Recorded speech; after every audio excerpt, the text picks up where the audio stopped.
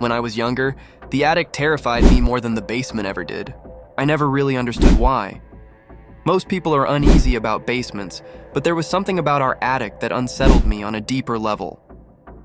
If I had to guess, it was because it didn't look like a typical attic. For one thing, it was unexpectedly large. Most attics are tight and claustrophobic, but ours was built so tall that you never had to bend or crouch while walking around. You'd think that extra space would mean we used it more often, but we didn't.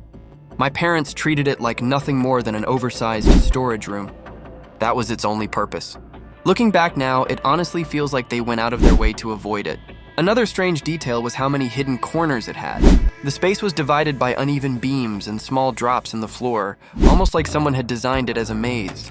The beams varied in thickness, placed without any obvious pattern. No matter where you stood, you could never see the entire attic at once. And the flooring made it even worse. If you weren't careful, you could seriously hurt yourself. My dad used to joke that one day one of us would slip, fall through the insulation, and crash straight through the ceiling. So yeah, you can imagine why that place scared me as a kid. What bothered me most was not being able to see everything at once. Every time I went up there, I felt like someone was hiding just out of sight, waiting behind one of the beams. What I'm about to tell you happened a long time ago. I don't remember much from that period of my life, but this memory, It's crystal clear. it feels like a splinter lodged in what was otherwise a happy childhood. It happened on a weekday. I remember because I had school that morning. I don't know exactly how old I was, but I was in middle school. I woke up and noticed something strange. My feet were filthy. The soles were gray and smeared with grime. There was fine dust packed between my toes. I sat on the edge of my bed staring at them, completely confused. I hadn't gone outside. I hadn't done anything unusual. I had gone to bed like normal. And woke up like that. Being a kid, I didn't overthink it. I washed my feet and carried on with my day. A few days later, things escalated. I found a small cardboard box in my bedroom. It was filled with old family photographs, the kind my parents kept stored in the attic. I didn't remember bringing it downstairs. When I asked my mom, she assumed I'd been poking around upstairs. I told her I hadn't. She didn't seem worried. She just took the box back up and forgot about it. Then it happened again. One morning, I woke up to find an old brass lamp sitting on my desk. It was ugly and familiar, something I vaguely remembered from the attic. This time, I knew for a fact I hadn't carried it downstairs. I would have remembered walking through the house with a lamp in the middle of the night. But there it was. That's when everything started connecting. The dirty feet, the photo box, the lamp. I wasn't just sleepwalking. I was sleepwalking to the attic. At first, the realization didn't scare me. It just made me feel uneasy.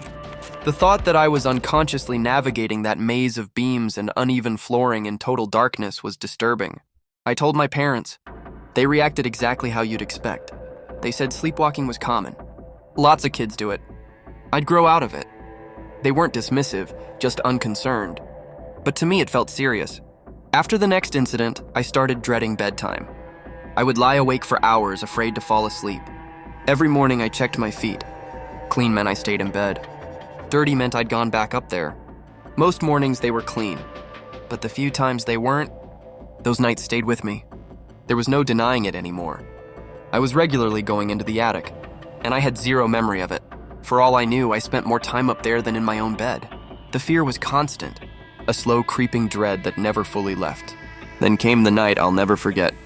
I woke up, except it wasn't morning. It was still dark, and I wasn't lying down. I was standing. That was the first thing I realized. I was upright in complete darkness. For a few seconds, my brain couldn't process it. Then recognition hit. I was in the attic. The fear that flooded through me was overwhelming. I couldn't breathe. I couldn't see anything. Not the beams, not the boxes, not even the hatch. Just total darkness, and I had no idea where I was. I stood frozen. It felt like sleep paralysis multiplied by 10. I vaguely remembered the layout, but I also knew there were obstacles everywhere. Finding my way back in pitch black felt impossible, but I couldn't stay there. So I started moving, slowly, carefully. Silent tears streamed down my face. I was terrified that any sound would attract whatever was out there, because I could feel it. I wasn't alone. Then I heard it. A soft thud behind me, like someone shifting their weight. Then again, from somewhere else. That's when I became absolutely certain. Something else was up there with me. I don't know how long it took, but I finally found the hatch.